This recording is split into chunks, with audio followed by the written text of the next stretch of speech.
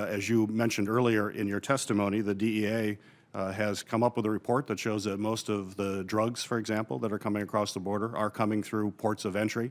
They're not folks walking across the open desert, and if they are, there are probably much more effective ways to track those folks down, either with unmanned aerial vehicles, sensors, National Guard troops. And I understand those National Guard troops use Department of Defense drug interdiction program money to go down there.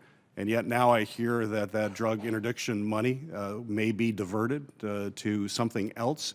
Could you explain why you think drug interdiction money is simply not an effective way of dealing with drugs coming across the border, and we should look at other avenues?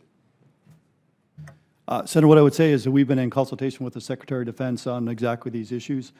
We have, with our role within U.S. Northcom, we have JTF North, for example, that is dedicated to the counter-narcotics mission.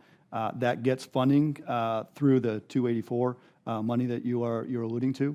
That is something that we are articulating up to the Secretary of Defense with the aspect of saying we want to preserve that ability for that particular program as just an example of what the inputs the Secretary of Defense is getting as he works through what is the appropriate way to work the funding and what is a report and response from the Department of Defense to this demand signal. So you're recommending that that money stay in place, that would not be diverted? I'm talking about very specifically the U.S. Northcom perspective of a very small sliver of the overall funding piece that needs to be considered within the broader context of the requirements that the Secretary of Defense has been given. Great, thank you. Sure. Thank you.